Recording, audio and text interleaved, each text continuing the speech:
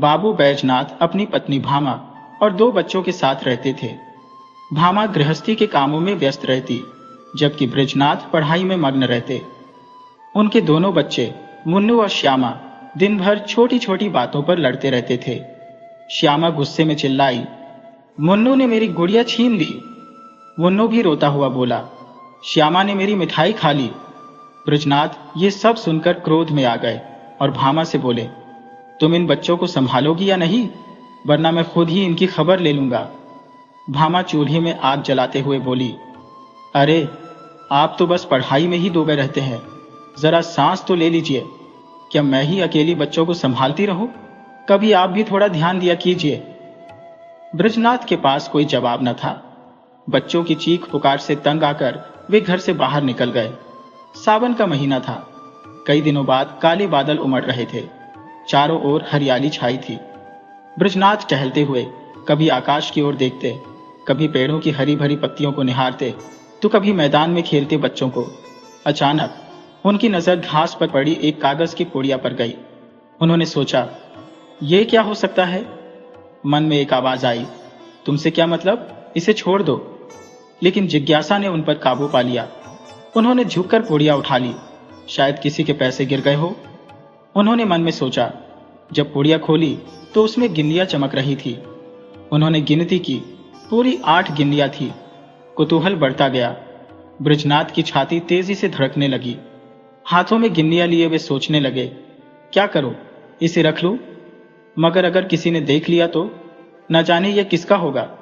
क्या इसे यहीं छोड़ देना ठीक रहेगा? चलो थाने में ही यह काम निपटा देता हूं और गिल्लियां थानेदार को सौंप देता हूं। जिसके होंगे वह खुद ले जाएगा, और अगर नहीं भी मिला तो मुझ पर कोई दोष नहीं आएगा। मैं अपने उत्तरदायित्व से मुक्त हो जाऊंगा। लेकिन तभी माया ने मन के पर्दे के पीछे से एक और चाल चली। बृजनाथ थाने नहीं गए। उन्होंने सोचा, पहले भामा से मजाक करो, फिर इत्मीनान से खाना खाकर कल सुबह थाने चला जाऊंगा। भामा ने जब गिल्लियां देखी तो उसके चेहरे पर हल्की सी खुशी झलक पड़ी। उसने उत्सुकता से पूछा, ये किसकी है? बृजनाथ मुस्कुराकर बोले, मेरी है। भामा ने चौंक कर कहा, झूठ मत बोलो, कहीं पड़ी मिली होंगी। बृजनाथ हंसे, हाँ सच कहता हो, ये पड़ी मिली है, तुम्हारी कसम। भामा ने झट से गिल्लियां छीनने की कोशिश की, लेकिन बृजनाथ ने उन्हें कसकर पकड़ लिया। क्यों छीन रही हो? रहने दो, मैं थाने जाकर इसकी जानकारी दूंगा। भामा का चेहरा उतर गया। पड़े हुए धन की क्या जानकारी देनी? सिर्फ 8 गिल्लियों के लिए तुम अपना ईमान खराब करोगे? अच्छा सवेरे चले जाना, भामा ने कहा। इस समय जाओगे तो देर हो जाएगी। बृजनाथ ने भी सोचा, यह सही कह रही है। रात को कौन सी कार्रवाई होनी है? जब अशर्फिया यहीं पड़ी रहनी है तो थाने हो या मेरा घर, क्या फर्क पड़ता है? गिन्नियां संदूक में रख दी गईं। भामा हंसते हुए बोली, मुफ्त का धन क्यों छोड़ते हो? इससे मैं अपने लिए एक गुलबंद बनवा लूं। कब से इसकी चाहत है। बृजनाथ ने तिरस्कार भरे स्वर में कहा, गुलबंद के लिए जान जोखिम में डालोगी क्या? सुबह बृजनाथ थाने जाने के लिए तैयार हुए, लेकिन तभी उनका मित्र मुंशी घोड़ेलाल आ पहुंचा। वह दुखी स्वर में बोला, भाई साहब, इस समय मैं बहुत बड़ी परेशानी में फंस गया हूं। मेरी बुद्धि कुछ काम नहीं कर रही। तुम बड़े आदमी हो, बस 30 रुपये दे दो, किसी तरह काम चला लूंगा। कल शाम तक तुम्हें लौटा दूंगा। बृजनाथ कोई बड़े आदमी तो नहीं थे, लेकिन उनका अभिमान बड़ा था। वे अपनी प्रतिष्ठा बनाए रखने के लिए अक्सर दोस्तों की मदद करते थे, भले ही खुद मुश्किल में आ जाए। लेकिन भामा को इन सब बातों से कोई सहानुभूति नहीं थी। बृजनाथ संकोच में पड़ गए।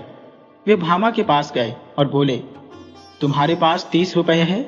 मुंशी घोड़ेलाल मांग रहे हैं। भामा ने रूखे स्वर में कहा, मेरे पास तो 2 रुपये भी नहीं है। होंगे तो जरूर, बहाना बना रही हो। मान लिया बहाना है, फिर भी मैं नहीं दूंगी। बृजनाथ मन ही मन खिन्न हो गए। उन्हें यकीन था कि भामा के पास रुपए हैं, लेकिन वह केवल उन्हें लज्जित करने के लिए इनकार कर रही है। उन्होंने संदूक से 2 गिल्लियां निकाली और घोड़ेलाल को देते हुए बोले, भाई कल शाम तक रुपए लौटा देना। यह एक आदमी की अमानत है, मैं इसे अभी देने जा रहा था। अगर कल तक न मिले तो मुझे बहुत शर्मिंदगी उठानी पड़ेगी। घोड़ेलाल ने गिल्लियां जेब में रखी और चला गया। आज महीने की पहली तारीख थी। ब्रजनाथ दरवाजे पर बैठे घोड़ेलाल का इंतजार कर रहे थे। 5 बज गए, लेकिन घोड़ेलाल अभी तक नहीं आया था। ब्रजनाथ बार बार सड़क की ओर देखते, लेकिन खुद को दिलासा देते, आज वेतन मिलने का दिन है, देर हो रही होगी, आते ही होंगे। 6 बज गए, लेकिन घोड़ेलाल का कोई पता नहीं था। दफ्तर के अन्य कर्मचारी एक एक करके घर जा चुके थे। ब्रजनाथ को कई बार भ्रम हुआ कि कोई आ रहा है। कपड़े वैसे ही है, चाल भी वही है, आवाज भी जानी पहचानी लग रही है, लेकिन हर बार नजदीक आने पर पता चलता कि वह कोई और है। अब ब्रजनाथ को चिंता होने लगी। उन्होंने सोचा, कहीं घोड़ेलाल के घर जाकर पता करो, लेकिन फिर झिझक गए। अगर रास्ते में मिल गया तो क्या सोचेगा कि कुछ पैसों के लिए इतना अधीर हो रहा हूं। थोड़ी ही दूर गए थे कि सामने से कोई आता दिखा। ब्रजनाथ को फिर से भ्रम हुआ कि घोड़ेलाल ही है। वे मुड़कर बरामदे में लौट आए, लेकिन फिर वही धोखा, फिर वही भ्रांति। अब वे सोचने लगे, इतनी देर क्यों हो रही है? क्या अभी तक वह दफ्तर से नहीं लौटा होगा? ऐसा तो हो ही नहीं सकता। उसके साथ काम करने वाले सभी लोग तो कब के घर जा चुके हैं। अब 2 ही बातें संभव थी, या तो उसने तय कर लिया है कि वह कल देगा, या फिर सोच रहे होंगे रात को कौन जाए, या फिर जानबूझकर घर पर ही बैठे होंगे, देना ही नहीं चाहते। जब उन्हें जरूरत थी तब खुद चले आए थे, और अब जब मुझे जरूरत है तो टाल मटोल कर रहे हैं। किसी को भेज दो, लेकिन किससे? मुन्नू जा सकता है, आखिर सड़क पर ही तो उनका मकान है। यह सोचकर ब्रजनाथ कमरे में गए, लैंप जलाया। अचानक किसी के पैरों की आहट सुनाई दी। वे आंगन की ओर आए, देखा पड़ोस का एक आदमी तार बढ़ाने के लिए आया था। ब्रजनाथ ने झुंझलाकर कहा, भाई इस समय मुझे फुर्सत नहीं, बाद में आना। आदमी बोला, बाबूजी, घर के सभी लोग घबरा रहे हैं, एक नजर देख लीजिए। ब्रजनाथ ने झल्लाकर तार अपने हाथ में लिया, सरसरी नजर डाली और बोले, कलकत्ते से आया है, मन नहीं पहुंचा। पड़ोसी ने डरते डरते कहा, बाबूजी, ये भी देख लीजिए कि किसने भेजा है। इस पर ब्रजनाथ ने तार फेंक दिया और बोले, मुझे इस वक्त फुर्सत नहीं है। अब 8 बज चुके थे। ब्रजनाथ निराश होने लगे। मुन्नू इतनी रात बाहर नहीं जा सकता। उन्होंने मन ही मन निश्चय किया, आज ही जाना चाहिए। अगर वे बुरा मानेंगे तो इसकी चिंता मैं क्यों करूं। अंदर जाकर भामा से बोले, मैं जरा एक काम से बाहर जा रहा हूं, किवाड़ बंद कर लो। चले तो सही, लेकिन हर कदम पर ठिठकते रहे। घोड़ेलाल का घर दूर से दिखने लगा। अंदर से लैंप जल रहा था। ब्रजनाथ वहीं ठहर गए। क्या कहूंगा? कहीं उन्होंने जाते जाते रुपए निकाल दिए और देर के लिए क्षमा मांग ली तो मुझे कितनी शर्मिंदगी होगी। वे मुझे संकोची और अधीर समझेंगे। इन्हीं उधेड़बुन में ब्रजनाथ धीरे धीरे आगे बढ़ते चले गए। घोड़ेलाल का घर आ गया। द्वार बंद था। ब्रजनाथ को उन्हें पुकारने का साहस न हुआ। शायद वे खाना खा रहे होंगे। वे दरवाजे के सामने से गुजरे, फिर धीरे धीरे टहलते हुए 1 मील तक आगे निकल गए। 9 बज चुके थे। अब तो घोड़ेलाल भोजन कर चुके होंगे। ये सोचकर ब्रजनाथ वापस लौट आए, लेकिन जब द्वार पर पहुंचे तो वहां अंधेरा था। 1 मिनट तक दुविधा में खड़े रहे। अब क्या करूं? अभी बहुत सवेरा है, इतनी जल्दी ही थोड़े सो गए होंगे। वह दबे पांव बरामदे में चढ़े, दरवाजे पर कान लगाकर सुनने लगे। चारों ओर देखा कि कोई देख तो नहीं रहा। कुछ बातचीत की भनक कानों में पड़ी।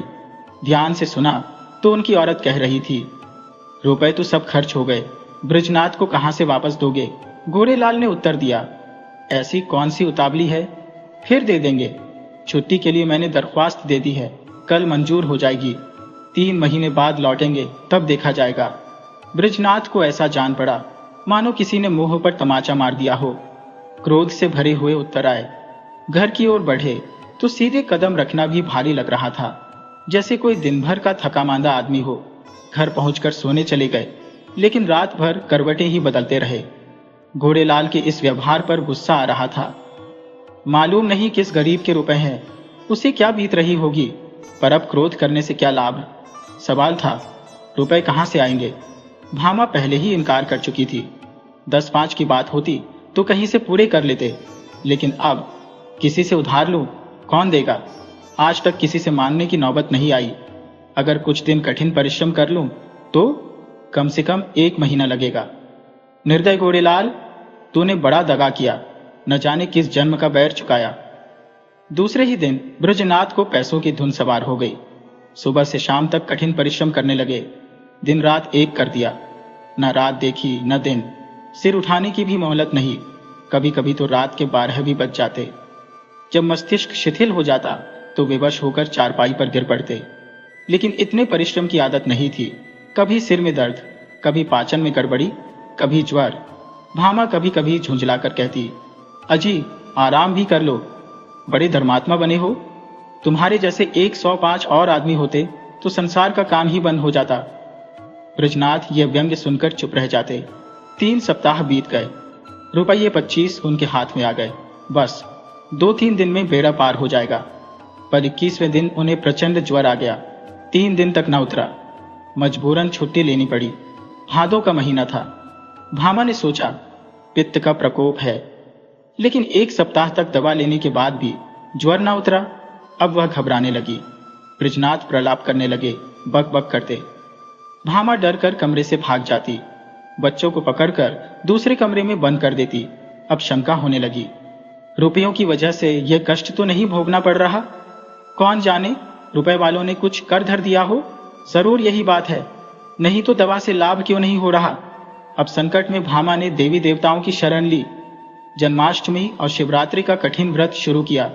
8 दिन बीत गए। अंतिम दिन आया। प्रभात का समय था। भामा ने ब्रजनाथ को दवा पिलाई और दोनों सवालों को लेकर दुर्गा जी की पूजा के लिए निकल पड़ी। मंदिर पहुंची। उपासक आसनों पर बैठे दुर्गा पाठ कर रहे थे। धूप और अगरबत्ती की सुगंध फैल रही थी। भामा ने मंदिर में प्रवेश किया। सामने दुर्गा माता की विशाल प्रतिमा। उनके मुख पर एक विलक्षण झलक थी। भामा का अंतःकरण श्रद्धा से भर उठा। आंखें बंद कर हाथ जोड़कर बोली, माता मुझ पर दया करो। उसे लगा मानो देवी मुस्कुराई। उन दिव्य नेत्रों से एक ज्योति निकलकर भामा के हृदय में समा गई। देवी का स्वर कानों में गूंजा, पराया धन लौटा दे, तेरा भला होगा। भामा चौंक उठी। आंखों में निर्मल भक्ति की झलक थी। उसी समय एक दूसरी औरत आई। उम्र से बूढ़ी लग रही थी। चेहरे पर दुख के बादल थे। उसने भी देवी के सामने सिर झुकाया। दोनों हाथों से आंचल फैलाकर बोली, देवी जिसने मेरा धन लिया हो उसका सर्वनाश हो। भामा का हृदय कांप उठा। ये शब्द तीर की तरह कलेजे में चुभ गए। उसने देवी की ओर देखा। उसे लगा देवी क्रोधित होकर कह रही है, पराया धन लौटा दे, नहीं तो तेरा सर्वनाश होगा। भामा सिहर उठी। वह बोली, हाँ माँ। बेटा कितने दिन हुए? कोई 1.5 महीना हुआ। पूरे 120 रुपए थे। कैसे गिरे, कहाँ गिरे, कुछ पता नहीं। मेरे स्वामी पलटन में नौकर थे। कई बरस बीत गए। अब मुझे सरकार से 8 साल की पेंशन मिलती है। इस बार 2 साल की पेंशन एक साथ मिली थी। खजाने से रुपए लेकर आ रही थी। न जाने कब और कहाँ गिर पड़े। कुल 8 किन्नियां थी। अगर वे तुम्हें मिल जाएं तो क्या दोगी? अधिक नहीं, उनमें से 50 रुपए दे दूंगी। रुपए से भी अधिक मूल्यवान कोई चीज दे सकती हो? बेटी और क्या दे सकती हो? जब तक जीऊंगी तुम्हारा यश गाऊंगी। मुझे उसकी आवश्यकता नहीं बेटी। इसके सिवा मेरे पास और क्या है? मुझे आशीर्वाद दो कि मेरे पति अच्छे हो जाए। क्या उन्हें रुपए मिले हैं? वृद्धा की आंखों में आंसू आ गए। उसने देवी की ओर देखा। देवी के चरणों में प्रणाम करते हुए भामा के अंतःकरण में एक ध्वनि गूंजी, तेरा कल्याण होगा। अगले दिन संध्या का समय था। भामा ब्रजनाथ को लेकर वृद्धा के घर जा रही थी। ब्रजनाथ के परिश्रम की कमाई जो डॉक्टर की भेंट चढ़ चुकी थी, लेकिन भामा ने एक पड़ोसी के हाथ अपने कानों के झुमके बेचकर रुपए जुटाए।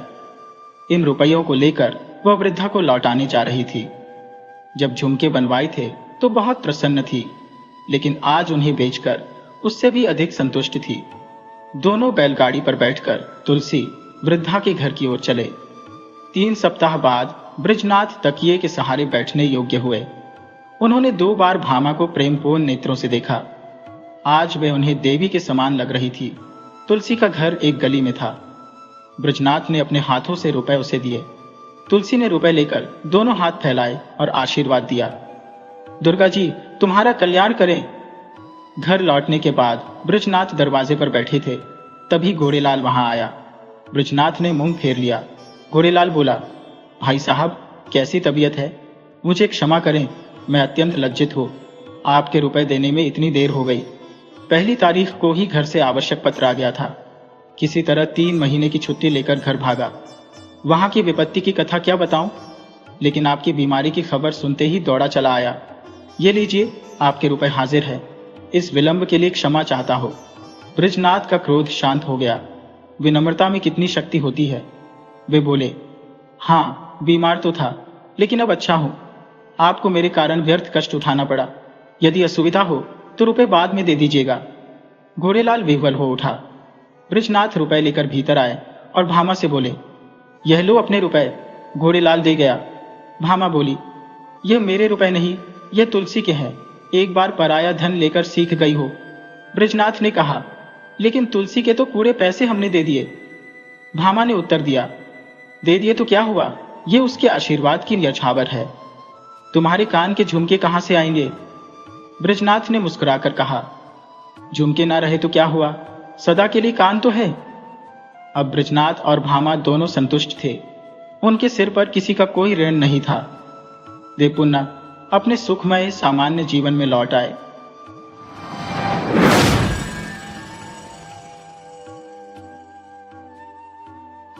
एक बार बहुत दूर उत्तर की जमीन पर फिनलैंड देश में एक किसान रहता था। उसके 3 बेटे थे।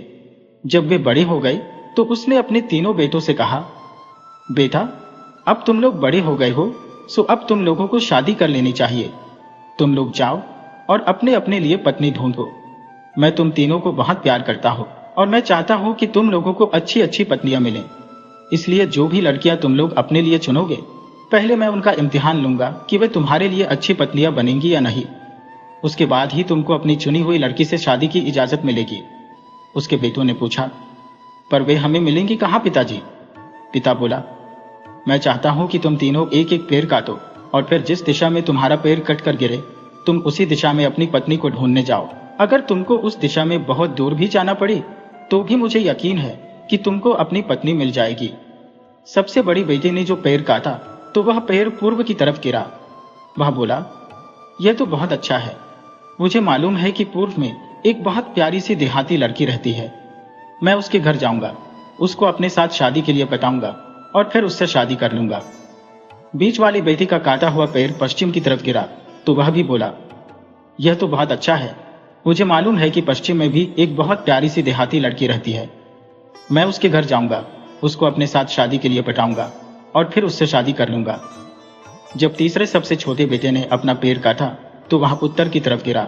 यह देखकर उसके दोनों बड़े भाई हंस दिए, क्योंकि वे जानते थे कि उत्तर की तरफ तो केवल जंगल और बर्फ थी, उधर की तरफ कोई लड़की कहां होगी।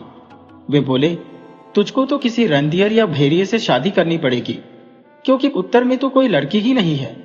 फिर भी सबसे छोटा बेटा, जिसका नाम माइकल था, अपने पिता की इच्छा के अनुसार अपनी पत्नी ढूंढने के लिए उत्तर की तरफ चल दिया। दोनों बड़े भाइयों ने अपने पिता का खेत छोड़ा और उस लड़की के पिता के लिए कुछ भेंटें ली जिससे वे शादी करना चाहते थे, और कुछ भेंट अपनी होने वाली पत्नियों के लिए ली ताकि वे उनको खुश कर सकें, और अपनी अपनी दिशाओं में चल दिए। माइकल भी जंगल में होता हुआ उत्तर की तरफ चल दिया। हालांकि वह जानता था कि उसको तो उधर कोई लड़की मिलने वाली थी नहीं जो उसकी पत्नी बन सके।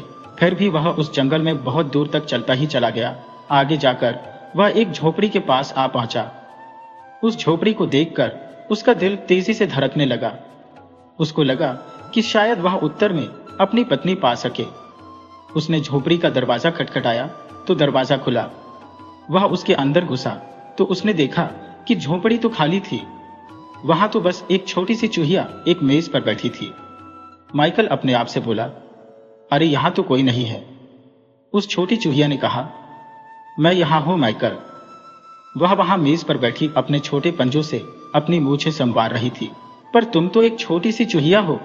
मुझे तो आशा थी कि मुझे यहां एक सुंदर सी लड़की मिलेगी जिसको मैं अपनी पत्नी बनाऊंगा। तब उसने उसको अपनी और अपने भाइयों की शादी के बारे में अपने पिता की इच्छा बताई। फिर वह बोला, मुझे मालूम है कि वे लोग तो शादी कर ही लेंगे, पर मैं भी यह नहीं चाहता कि मेरे पिता मेरी तरफ से नाउम्मीद हो कि मैं अपनी पत्नी नहीं ढूंढ सका। छोटी चूहिया बोली, तुम मुझसे अपनी पत्नी बनने के लिए क्यों नहीं कहते? यहाँ उत्तर में तो कोई लड़की रहती नहीं, पर मैं तुम्हें प्यार करूंगी और तुम्हारे लिए वफादार भी रहूंगी। माइकल ने उस छोटी चूहिया को अपने हाथों में उठाया तो उसने माइकल के लिए अपनी मीठी आवाज में गाना शुरू कर दिया। माइकल उसको और पास से देखने के लिए अपने चेहरे तक लेकर आया तो वह चूहिया उसकी उंगलियों पर चढ़ गई और अपनी छोटी सी नाक से उसके गाल सहलाने लगी। माइकल उस छोटी सी चूहिया को पसंद किए बिना नहीं रह सका।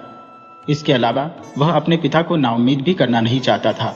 वह बोला, ठीक है ओ छोटी चूहिया, मैं अपने पिता से जाकर कह दूंगा कि मुझे अपनी पत्नी मिल गई।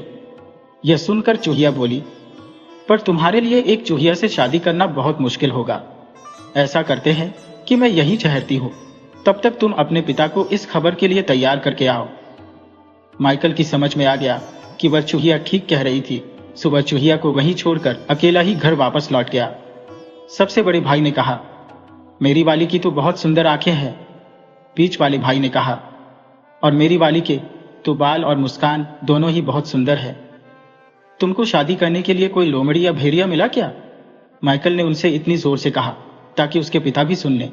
तुम लोग मेरी चिंता मत करो, मुझे तो एक बहुत ही प्यारी और नाजुक सी चीज मिल गई है और वह मखमल के कपड़े पहनती है। मखमल के कपड़े? कहकर उसके दोनों बड़े भाई जोर से हंस पड़े। तुमने तो लगता है कि उस उत्तरी जंगल और बर्फ में कोई राजकुमारी ढूंढ ली है। माइकल बोला, हाँ, मखमल के कपड़े, बिल्कुल राजकुमारियों की तरह से। और जब वह मेरे लिए गाती है तो उसकी मीठी आवाज तो मुझे बहुत ही अच्छी लगती है। यह सुनकर उसके दोनों बड़े भाई उससे जलने लगे कि उनके छोटे भाई को तो उत्तर में भी इतनी अच्छी लड़की मिल गई, पर इसमें वे क्या कर सकते थे। कुछ दिन बाद पिता बोला, मैं अभी भी यह तय नहीं कर पा रहा हूं कि किसको सबसे अच्छी पत्नी मिली है। इसलिए मैं चाहता हूं कि मेरी हर एक बहू मेरे लिए डबल रोटी बनाए, ताकि मैं यह देख सकूं कि वह तुमको ठीक से खाना खिला सकेगी भी या नहीं। सुनते ही दोनों बड़े भाई अपने छोटे भाई माइकल से बोले, मुझे मालूम है कि मेरी वाली सबसे अच्छी डबल रोटी बनाएगी, पर माइकल तुम्हारी राजकुमारी? माइकल बोला, यह तो मुझे उससे पूछना पड़ेगा, पर असल में तो वह चिंता कर रहा था कि उसकी चूहिया डबल रोटी बनाएगी भी कैसे। फिर भी वे तीनों भाई एक साथ घर से निकल पड़े अपनी अपनी होने वाली पत्नियों से डबल रोटी बनवाने के लिए।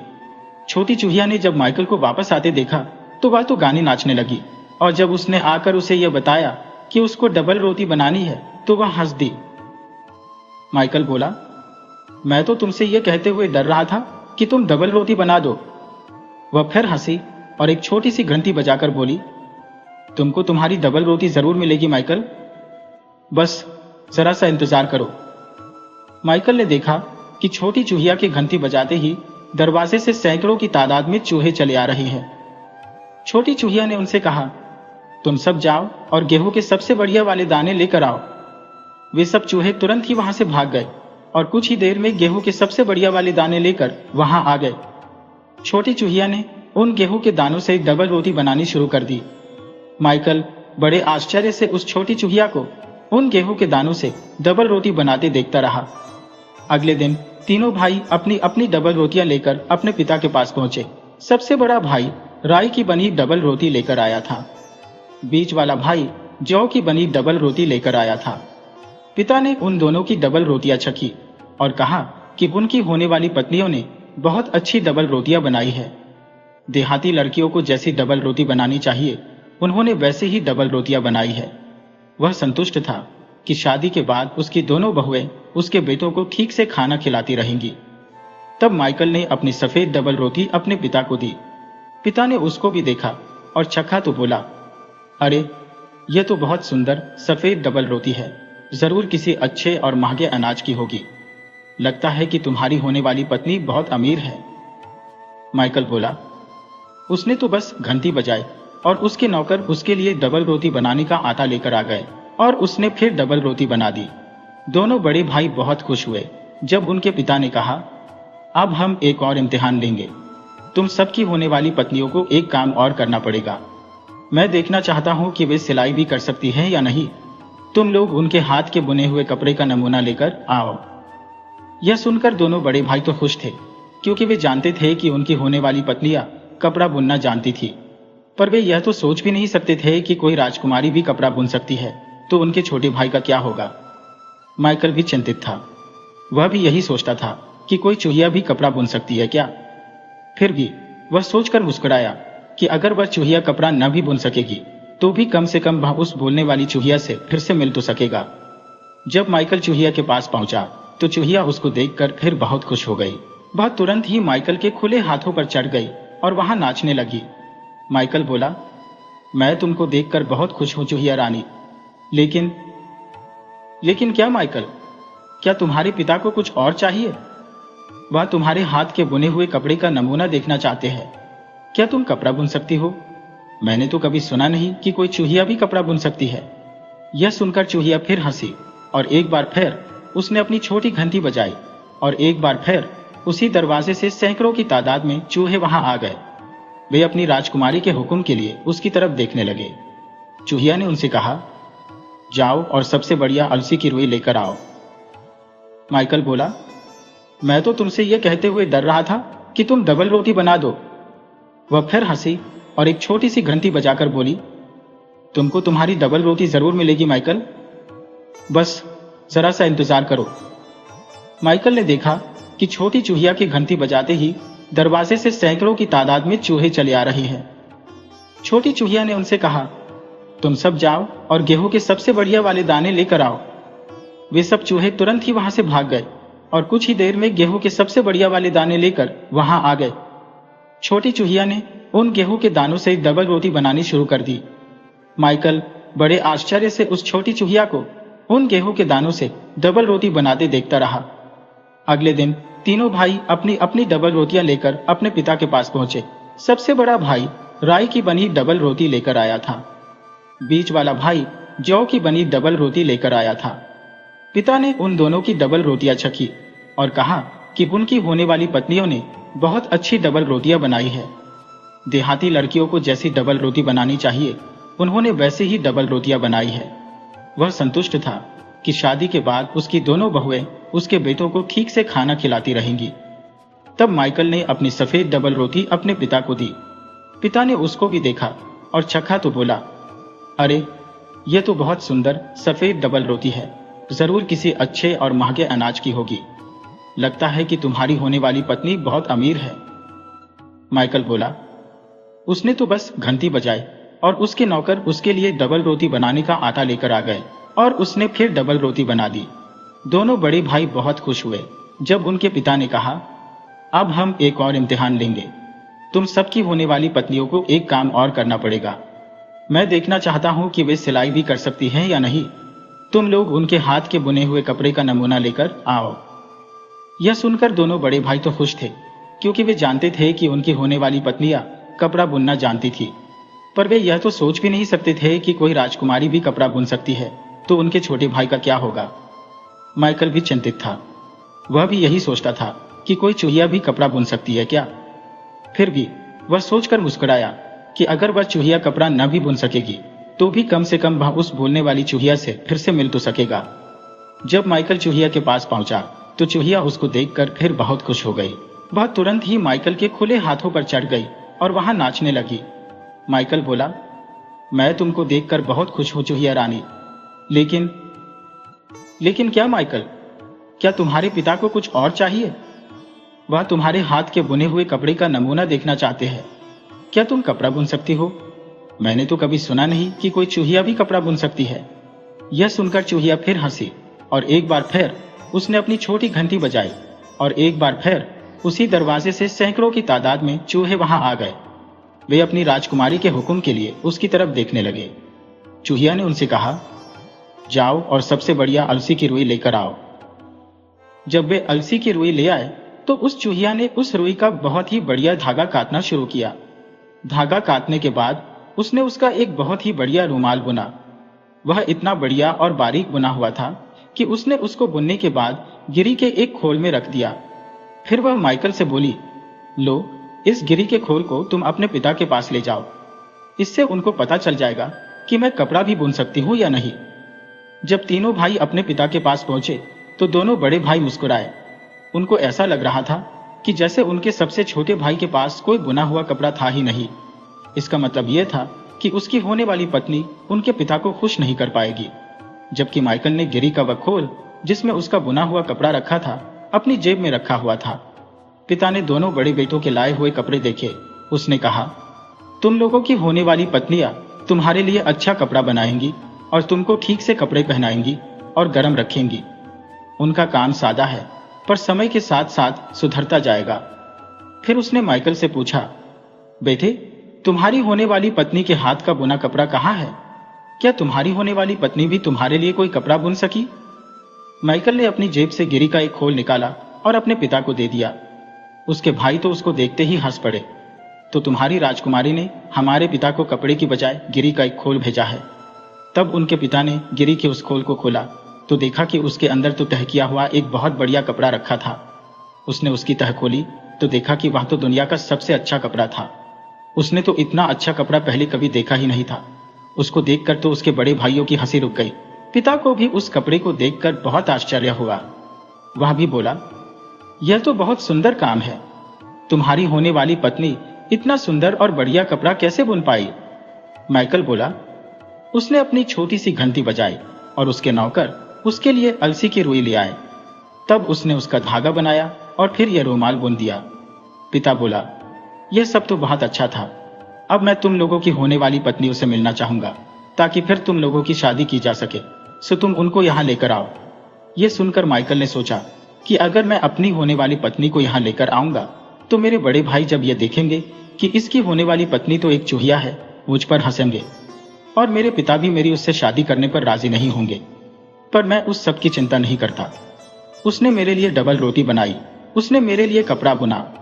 वह गाती है, वह नाचती है, वह बहुत दयालु भी है। मैं तो बस उसी की परवाह करता हूं, चाहे वह एक चूहिया ही सही। यही सोचकर वह फिर से चूहिया के घर की तरफ चल दिया ताकि वह उसको साथ लेकर अपने पिता से मिलवाने के लिए उनके पास आ सके। वह फिर से उसी झोपड़ी में जा पहुंचा। उसको देखते ही चूहिया फिर से उसके हाथों में छर गई। माइकल ने उससे कहा कि उसके पिता उससे मिलना चाहते हैं। छोटी चूहिया तो यह सुनकर खुशी से पागल सी हो गई। उसने अपनी वह छोटी सी घंटी एक बार फिर बजाई तो पहले की तरह से फिर से वहां सैकड़ों चूहे दरवाजे से अंदर आ गए। उसने उनसे कहा कि वे उसकी गाड़ी तैयार करें। जल्दी ही गिरी का एक खोल वहां आ गया। उस गिरी के खोल को दो चूहे खींच रहे थे। एक चूहा उस गाड़ी के कोचवान की जगह बैठ गया। दूसरा चूहा एक नौकर की तरह उस गाड़ी के पीछे एक बक्से पर बैठ गया। उस नौकर चूहे ने छोटी चूहिया को गाड़ी में बिठाया और गाड़ी वहां से चल दी। माइकल भी मुस्कुराता हुआ अपनी होने वाली पत्नी की गाड़ी के साथ साथ अपने पिता के घर चल दिया। वह चूहिया से कहता जा रहा था, मेरे भाई मुझ पर हंस सकते हैं, यहां तक कि मेरे पिता भी शायद इस शादी से खुश नहीं होंगे, पर मैं इस बात की चिंता नहीं करता। मैं हमेशा तुम्हारी रक्षा करूंगा और तुम और मैं हमेशा खुश रहेंगे। मैं तुमको उसी तरह से रखूंगा जैसे कोई अपनी असली पत्नी को रखता है। जब वे जा रहे थे तो उनको एक पुल पार करना था। यह पुल जंगल पार करके एक नदी पर बना हुआ था। जब माइकल यह सब कह रहा था तभी वे उस पुल पर पहुंचे तो वहां हवा इतने जोर से चल रही थी कि गिरी के खोल की वह गाड़ी, उस गाड़ी का कोचवान, उसके दोनों काले चूहे जो उस चूहिया की गाड़ी खींच रहे थे, चूहिया राजकुमारी और उसके दोनों नौकर सब उस हवा में उड़ गए और नदी में डूब गए। और माइकल उनको गिरने से रोक भी न सका। उसकी आंखों में आंसू आ गए। उसके मुंह से निकला, ओह छोटी चूहिया, मुझे तुम्हारी इस तरह पानी में गिरने का बहुत अफसोस है। तुम मेरे ऊपर कितनी मेहरबान थी। मुझे तुम्हारे साथ बात करना और तुम्हारा गाना बहुत याद आएगा। और अब जब तुम चली गई हो मुझे तब पता चल रहा है कि मैं तो तुमको अपनी असली पत्नी की तरह से ही चाहता था। जब वह ऐसा बोल रहा था तभी उसने देखा कि एक बहुत बड़ी सुनहरी गाड़ी जिसको दो बहुत सुंदर घोड़े खींच रहे थे नदी के किनारे किनारे आ रही थी। एक लंबा सा नौकर उस गाड़ी के पीछे खड़ा हुआ था। एक बहुत सुंदर लड़की उस गाड़ी में बैठी हुई थी। इतनी सुंदर लड़की तो माइकल ने पहले कभी देखी नहीं थी। वह खुद बर्फ जैसी सफेद थी। उसके होंठ बेरीज जैसे लाल थे। उसने सफेद मखमल के कपड़े पहने हुए थे और अपने सुनहरे बालों में बहुत सारे जवाहरात पहने हुए थे। उसने माइकल को पुकार कर कहा, क्या तुम मेरे साथ मेरी गाड़ी में बैठना पसंद नहीं करोगे माइकल? मैं अपने होने वाले पति के पिता से मिलने जा रही हूं। माइकल कुछ दुखी आवाज में बोला, नहीं, मैं नहीं बैठ सकता। मेरी अपनी होने वाली पत्नी तो यहां नदी में डूब गई है। उस सुंदर लड़की ने कहा, तुमने मुझे नहीं खोया है माइकल, मैं ही तुम्हारी वह छोटी चूहिया हूं। मैंने ही तुम्हारे पिता के लिए डबल रोटी बनाई थी। मैंने ही तुम्हारे पिता के लिए कपड़ा बुना था। मैं अब तक एक जादू के जोर में थी जिसने मुझे एक चूहिया बना दिया था। जब तुमने कहा कि तुम मुझे प्यार करते हो, बस तभी मेरा वह जादू टूट गया और मैं फिर से आदमी बन गई। चलो अब हम तुम्हारे पिता के पास चलते हैं ताकि वह हमारी शादी की इजाजत दे दें। फिर वे माइकल के पिता के घर पहुंचे। वहां जाकर वह उन लड़कियों से मिला जो उसके भाइयों से शादी करने वाली थी। पिता ने सबको अपना आशीर्वाद दिया और अपने सब बेटों की शादी उनकी लाई हुई लड़कियों से शादी कर दी। माइकल के दोनों बड़े भाई अपने पिता के खेत पर अपनी अपनी पत्नियों के साथ आराम से रहे। माइकल अपनी चूहिया के साथ उसके राज्य चला गया। वहां वे जब तक जिंदा रहे खुशी खुशी रहे।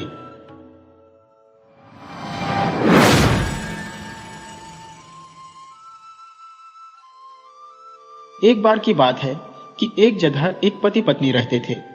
यह उन दोनों की दूसरी शादी थी, पर उन दोनों की उस स्त्री की पहली शादी से एक एक लड़की भी थी। स्त्री की बेटी बहुत ही सुस्त और आलसी थी और घर में कोई भी काम नहीं करती थी, जबकि आदमी की बेटी बहुत चुस्त चालाक थी। पर किस्मत की बात कि उसका कोई भी काम उसकी सौतेली माँ को पसंद नहीं आता था, इसलिए दोनों माँ बेटी आदमी की बेटी को घर से बाहर निकालना चाहती थी। सो एक दिन ऐसा हुआ कि दोनों लड़कियां सूत काटने के लिए बाहर गई और एक कुएं के पास बैठकर सूत काटने लगी। स्त्री की बेटी के पास तो काटने के लिए रुई थी, पर आदमी की बेटी के पास कोई रुई नहीं थी। उसके पास बस कुछ कांटे थे। स्त्री की बेटी ने कहा, पता नहीं ऐसा कैसे होता है कि तुम बहुत जल्दी ही अपना काम खत्म कर लेती हो, पर मैं तुम्हारी बराबरी नहीं कर पाती। उसके बाद दोनों ने यह तय किया कि जिस किसी का सूत पहले टूटेगा वह कुएं में नीचे उतरेगा। सो उन्होंने अपना अपना सूत काटना शुरू कर दिया। पर जब वे सूत काट रही थी तो आदमी की बेटी का सूत टूट गया और उसको कुएं में नीचे उतरना पड़ा। जब वह कुएं की तली में पहुंची तो उसने अपने चारों तरफ चमकीली हरे रंग की शराब देखी, पर उससे उसको कोई चोट नहीं पहुंची। वह उस पर थोड़ी ही दूर चली थी कि उसके सामने एक हैज आई जिसको उसे पार करना था। हैज बोली, ओह, मैं तुमसे प्रार्थना करती हूँ कि तुम मेरे ऊपर जोर से मत चलना, मैं फिर कभी तुम्हारी सहायता करूंगी। सो वह उससे कुछ दूर हटकर चलने लगी और इतनी दूर हटकर चली कि उसने उसकी एक डंडी भी नहीं छुई। वह थोड़ी दूर और चली कि उसको एक गाय मिली जो अपने सींगों पर दूध निकालने वाली एक बाल्टी लिए इधर उधर घूम रही थी। वह एक बहुत सुंदर और बड़ी गाय थी और उसके थन दूध से भरे हुए थे। गाय बोली, मैं तुमसे प्रार्थना करती हूँ कि तुम मेरा दूध दुह दो। मेरे थनों में बहुत दूध भरा है, तुम जितना चाहो उतना पी लो और बाकी बचा हुआ मेरे खुरों पर डाल दो। फिर देखना कि मैं किसी दिन तुम्हारी सहायता करती हूँ या नहीं। सो आदमी की बेटी ने वैसा ही किया जैसा कि गाय ने उससे करने के लिए कहा था। उसने बाल्टी गाय के सींगों से उतारी और उसका दूध दोहने बैठ गई। जैसे ही उसने गाय के थनों को हाथ लगाया, गाय के थनों से दूध की धारा बहकर बाल्टी में गिरने लगी।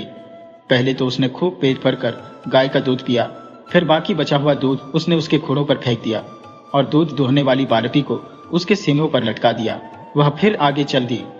आगे चलकर उसको एक भेड़ मिला। उसके ऊपर बहुत लंबी लंबी ऊन थी। वह नीचे तक लटक रही थी और उसके पीछे पीछे जमीन पर घिसट रही थी। उसके सींगों पर एक बड़ी सी कैंची रखी हुई थी। भेड़ उस लड़की को देखकर बोला, ओह, जरा मेरी यह ऊन काट दो, क्योंकि मैं इसको बहुत देर से घसीटते हुए ही इधर से उधर घूम रहा हूं। ये ऊन जहां से भी इसको जो कुछ भी मिलता है वही पकड़ लेती है। इसके अलावा ये इतनी गर्म है कि इसकी गर्मी से मेरा तो बस दम ही घुटा जा रहा है। जब तुम मेरी ऊन काट लो तो जितनी ऊन तुम्हें चाहिए तुम ले लेना और बाकी बची हुई ऊन मेरी गर्दन के चारों तरफ लपेट देना। फिर देखना कि मैं तुम्हारी किसी दिन सहायता करता हूं या नहीं। आदमी की लड़की तो इसकी सहायता करने को तुरंत ही तैयार हो गई। भेड़ उसकी गोद में चुपचाप लेट गया और उसने उसकी सारी ऊन इतनी सफाई से काट दी कि उसकी खाल पर एक भी खरोंच नहीं आई। फिर उसने जितनी उससे ली जा सकी उतनी ऊन ले ली और बाकी की ऊन उस भेड़ की गर्दन में लपेट दी। यह सब करके वह फिर आगे चली। आगे चलकर उसको एक सेब का पेड़ मिला। उस पेड़ की सारी शाखें फलों के बोझ से नीचे जमीन तक झुकी जा रही थी और एक पतले से खंभे से चिपकी हुई थी। वह चिल्लाया, ओह, मेहरबानी करके मेरे सेब तोड़ दो ताकि मेरी शाखें थोड़ी सीधी हो सके, क्योंकि इस तरह से बहुत देर तक टेढ़े खड़े होना बहुत ही मुश्किल काम है। पर जब तुम मेरी शाखें झुकाओ तो इनको बहुत जोर से मत झुका देना। फिर उसके बाद जितने सेब तुम खाना चाहो उतने तुम खा लेना और बाकी बचे हुए सेब मेरी जड़ के पास ही डाल देना और फिर देखना कि मैं किसी दिन तुम्हारी सहायता करता हूं या नहीं। सो इसने जितने सेब उसके हाथों से टूट सकते थे उतने सेब उसने उस पेड़ से अपने हाथों से तोड़ दिए। फिर उसने खंभा उखाड़ लिया और उससे और सेब तोड़ लिए। उसने पेट भरकर सेब खाए और बाकी बचे हुए सेब उस पेड़ की जड़ में ही डाल दिए। यह करके अब वह फिर आगे चली। अब की बार वह बहुत देर तक चलती रही। आखिर वह एक खेत पर बने घर में आ पहुंची। वहां ट्रॉल का सरदार अपनी बेटी के साथ रहता था। वह उस घर के अंदर चली गई और अंदर जाकर वहां रहने के लिए जगह मांगी। बूढ़ी जादूगरनी बोली, ओह, यहाँ कोशिश करने से कोई फायदा नहीं है, क्योंकि हमारे पास कई नौकरानियां आई पर कोई भी ठीक नहीं थी। पर उस लड़की ने उनसे इतनी दया भरी प्रार्थना की कि उन्होंने उसको इस शर्त पर रख लिया कि वह पहले उसका काम देखेंगे, फिर उसको पक्की नौकरी पर रखेंगे। सो आखिरकार उन्होंने उसको रख लिया। उन्होंने उसको एक छलनी दी और उसमें पानी भरकर लाने के लिए कहा। हालांकि उसको यह बहुत अजीब लगा कि वह छलनी में पानी भरकर लाए, फिर भी वह उसको लेकर उसमें पानी लाने के लिए चल दी। जब वह कुएं के पास आई तो वहां बैठी छोटी छोटी चिड़िया गाने लगी, इसको मिट्टी में सानो, फिर इसमें भूसा मिलाओ, इसको मिट्टी में सानो, फिर इसमें भूसा मिलाओ। उस लड़की ने ऐसा ही किया। उसने देखा कि अब वह उसमें पानी भर सकती थी, क्योंकि अब उस छलनी के छेद बंद हो चुके थे। वह उस पानी को लेकर घर पहुंची तो बूढ़ी जादूगरनी ने उससे कहा, यह पानी तुमने अपनी छाती से तो नहीं निकाला है? फिर उसने उससे गायों के बारे में जाने के लिए कहा कि वह वहां जाए और गायों का गोबर साफ करे और उनका दूध दूह कर लेकर आए। पर जब वह वहां गई तो उसको वहां एक भूसा उठाने वाला ही मिला, जो इतना भारी था कि वह तो उसको हिला भी नहीं सकती थी। उससे काम तो वह कैसे करती? वह नहीं जानती थी कि वह क्या करे या उस भूसा उठाने वाले का भी वह क्या करे। पर छोटी छोटी चिड़ियों ने फिर गाया कि वह झाड़ू ले ले और उससे थोड़ा सा गोबर चारों तरफ उछाल दे तो बाकी बचा हुआ गोबर उसके पीछे पीछे अपने आप ही उछलकर बाहर चला जाएगा। सो उसने ऐसा ही किया। जैसे ही उसने झाड़ू से ऐसा किया, गायों का बाड़ा इतना साफ हो गया जैसे अभी अभी बुहारा गया हो और धोया गया हो। अब उसको गायों का दूध निकालना था, पर वे सब इतनी बेचैन थी कि जैसे ही वह उनको छूती तो वे उसको लात मारती। वे तो उसको अपने पास भी नहीं आने दे रही थी। दूध दुहाना तो दूर। चिड़ियों ने बाहर फिर गाया। चिड़ियों के पीने के लिए एक छोटी सी बूंद दूध की एक छोटा सा खाना। सो उसने वही किया। किसी तरह से उसने एक गाय का एक बूंद दूध दुहा और उसे चिड़ियों को पिला दिया। चिड़ियों के दूध पीते ही सारी गायें सीधी खड़ी हो गईं और उन्होंने उस लड़की को अपना दूध दोहने दिया। न तो उन्होंने उसको लात मारी और न ही वे बहुत ज्यादा हिली डुली। यहां तक कि उन्होंने तो अपनी एक टांग भी नहीं उठाई। इसलिए जब जादूगरनी ने उसको दूध लाते आते देखा तो वह चिल्लाई, यह दूध तुमने अपनी छाती से तो नहीं निकाला है? फिर उसने उसको कुछ काले रंग की ऊन दी और कहा कि वह उसको धोकर सफेद कर लाए।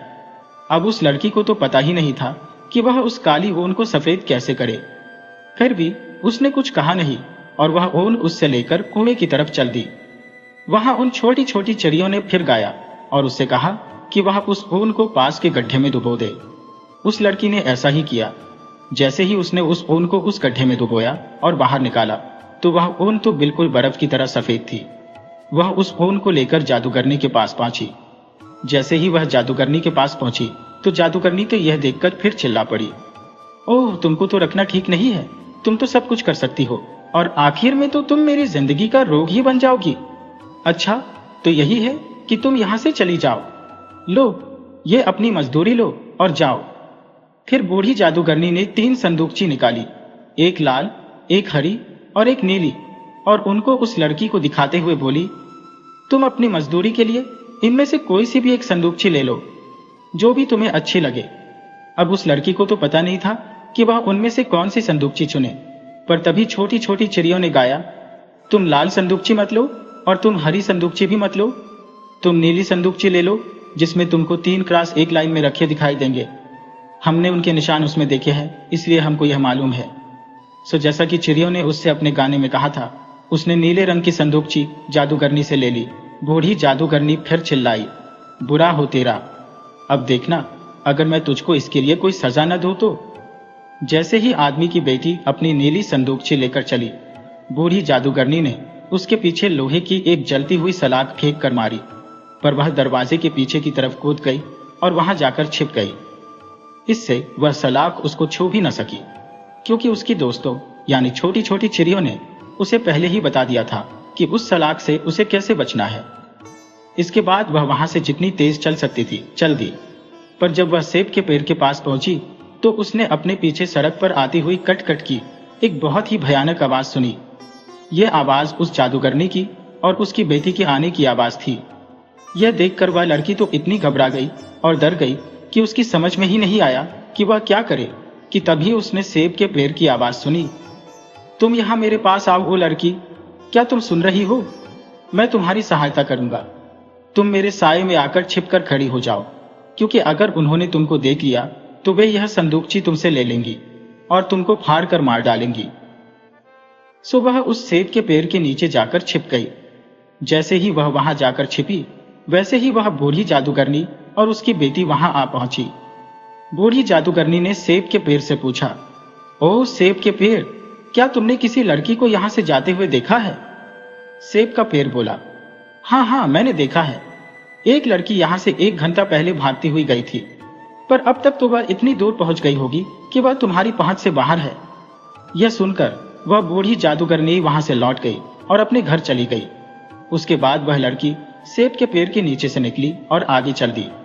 वह जब तक भेड़ के पास पहुंची तो उसने फिर से अपने पीछे सड़क पर आती हुई कट कट की एक बहुत ही भयानक आवाज सुनी।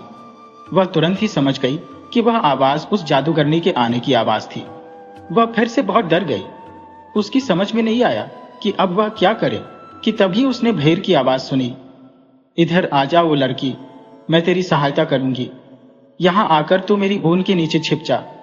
इस तरह से वह तुझे देख नहीं पाएगी, क्योंकि अगर उसने तुझे देख लिया तो वह यह संदूकची तुझसे छीन लेगी और तुझे फाड़ कर मार डालेगी। सो लड़की भेड़ की ऊन के नीचे जाकर छिप गई। जैसे ही वह वहां जाकर छिपी, वैसे ही वह बूढ़ी जादूगरनी वहां आ पहुंची। बूढ़ी जादूगरनी भेड़ से बोली, ओ भेड़, क्या तूने यहां से किसी लड़की को जाते देखा है? भेड़ बोली, हाँ हाँ मैंने देखा है। वह यहां से 1 घंटा पहले ही गई है, पर वह इतनी तेज भागी गई है कि तुम उसे कभी नहीं पकड़ सकती। यह सुनकर जादूगरनी वापस अपने घर लौट गई। उसके बाद वह लड़की भेड़ की ऊन के नीचे से निकली और आगे चल दी, पर जब तक वह गाय के पास पहुंची तो उसने फिर से अपने पीछे सड़क पर आती हुई कट कट की एक बहुत ही भयानक आवाज सुनी। वह तुरंत ही समझ गई कि वह आवाज उस जादूगरनी के आने की आवाज थी। वह फिर से बहुत डर गई। उसके फिर समझ में नहीं आया कि वह अब क्या करे, कि इतने में उसने गाय की आवाज सुनी, इधर आ जाओ लड़की, मैं तेरी सहायता करूंगी। यहां आकर तू मेरे थनों के नीचे छिप जा। इस तरह से वे तुझे नहीं देख पाएगी, क्योंकि अगर उसने तुझे देख लिया तो वह यह संदूकची तुझसे ले लेगी और तुझे फाड़ कर मार डालेगी। सो लड़की गाय के थनों के नीचे जाकर छिप गई। बूढ़ी जादूगरनी ने गाय से पूछा, ओ गाय, क्या तूने किसी लड़की को यहां से जाते हुए देखा है?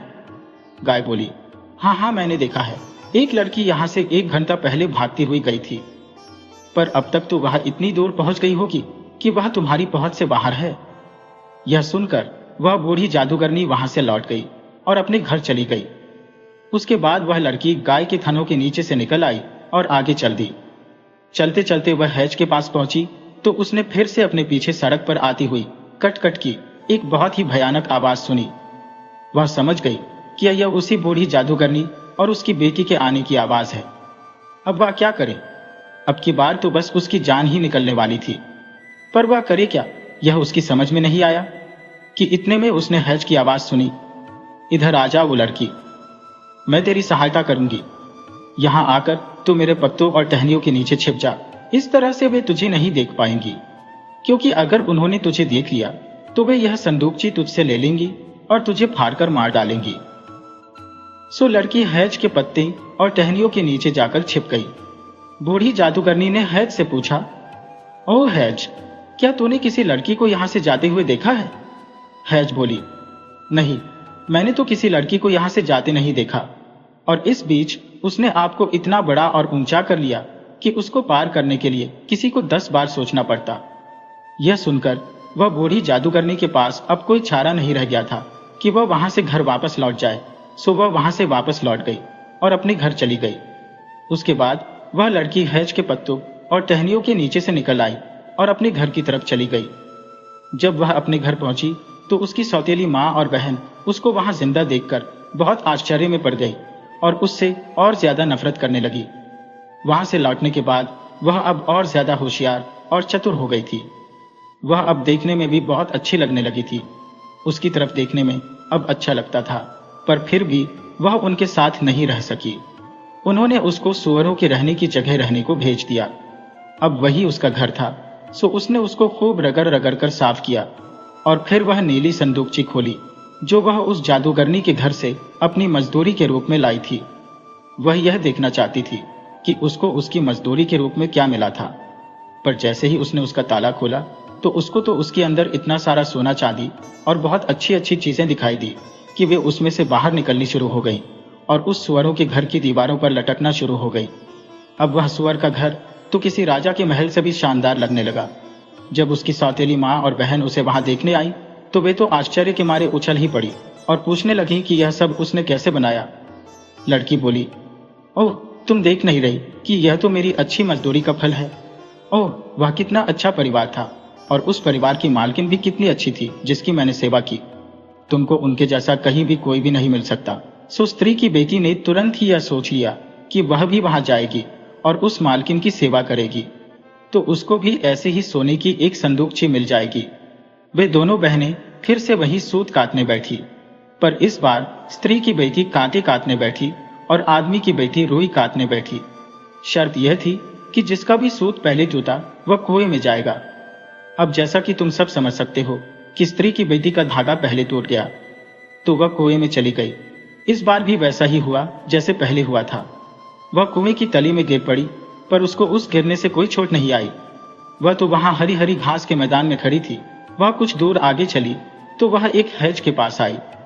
हैज बोली, ओ लड़की, मेरे ऊपर बहुत जोर से मत चलना, बाद में मैं तुम्हारी सहायता करूंगी।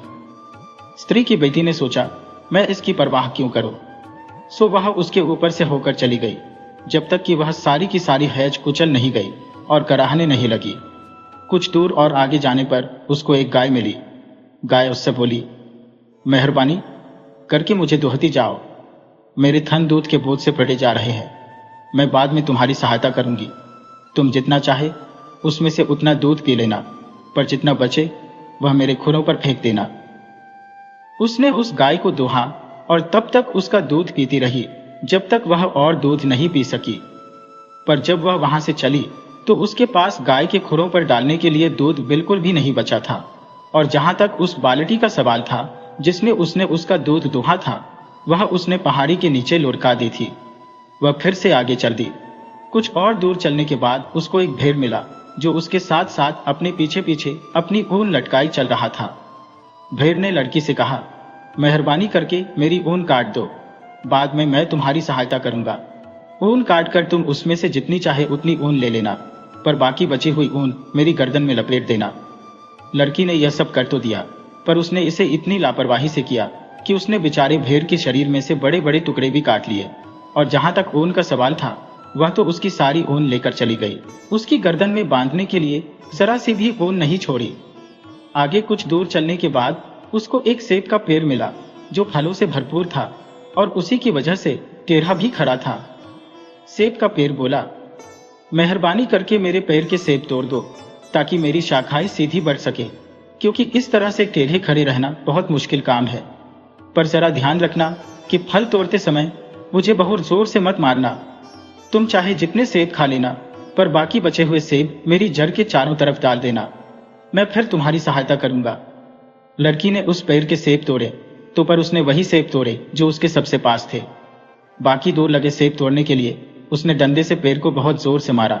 इससे उसके फल ही नहीं बल्कि कई शाखाएं भी टूट गई। फिर उसने खूब सारे सेब खाए जब तक उससे सेब और नहीं खाए गए। बाकी बचे हुए सेब उसने पेड़ के नीचे फेंक दिए और आगे चल दी। काफी दूर जाने के बाद वह एक खेत के पास आ पहुंची जहां वह बूढ़ी जादूगरनी रहती थी।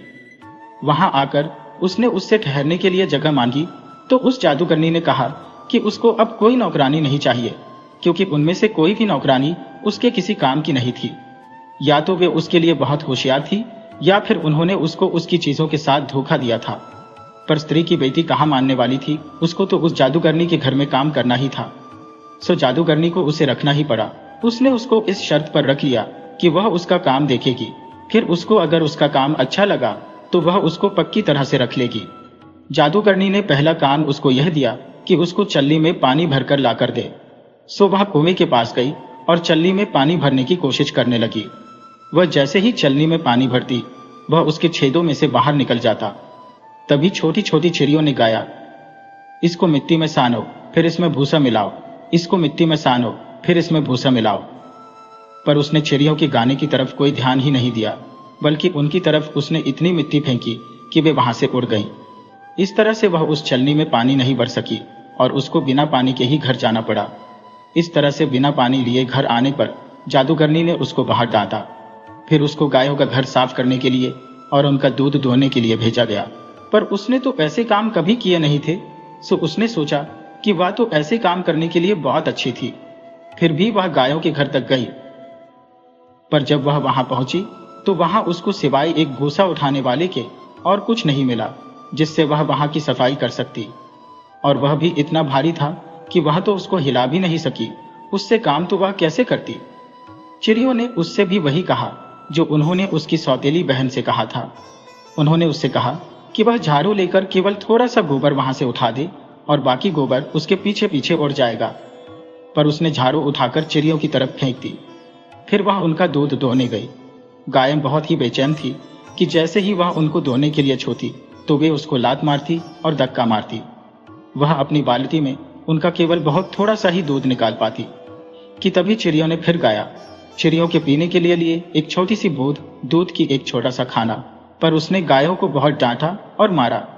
फिर उसके हाथ में जो कुछ आया उसने वही चिड़ियों की तरफ फेंक दिया। यह सब उसने कुछ इस तरह से किया कि देखने में वह सब बहुत खराब लग रहा था। इसलिए वह इस बार भी गायों के घर को साफ करने और उनको दोहने के मामले में कुछ ज्यादा अच्छा नहीं कर सकी। सो इस बार जब वह घर आई तो उसको जादूगरनी की डांट तो सहनी ही पड़ी, साथ में उसको मार भी पड़ी। बाद में उसको काले रंग की ऊन को सफेद करने के लिए भेजा गया, पर उसमें भी वह कुछ ज्यादा अच्छा नहीं कर सकी। इसके बाद जादूगरनी अंदर से 3 संदूकचा निकाल कर लाई, एक लाल, एक हरी और एक नीली, और उससे बोली कि उसको उसकी सेवाओं की कोई जरूरत नहीं थी। पर उसने जो कुछ वहां काम किया था उसके बदले में वह उनमें से कोई भी संदूकची चुन सकती थी, जो भी उसको अच्छी लगे। तभी छोटी चिड़ियों ने गाया, न तो तुम लाल लो, न तुम हरी लो, पर तुम नीली लो, जिसमें 3 छोटे क्रॉस है।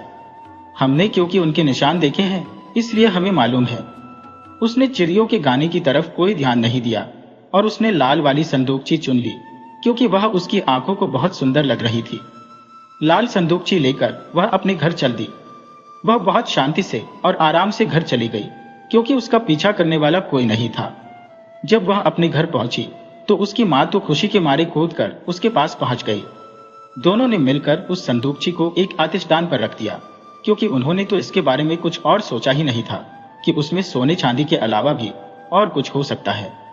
वे तो बस यह सपना देख रही थी कि उस सोने की संदूकची से अपना घर उस सुअर के घर जैसा सजा लेंगी। वहां जाकर उन्होंने उस संदूकची को खोला। लो, जब उन्होंने उसको खोला तो उसमें से क्या निकला? उसमें से तो मेंढक सांप निकल पड़े। और उससे भी बुरी बात यह कि जब भी वे मुंह खोलती उनके मुंह से या तो कोई मेंढक कूदकर बाहर आ जाता, या फिर कोई सांप बाहर रेंग जाता, या फिर कई तरह के कीड़े बाहर निकल पड़ते। इस वजह से अब कोई उनके साथ ही नहीं रह पा रहा था। तो यह इनाम मिला उस लड़की को उस जादूगरनी के साथ काम करने का।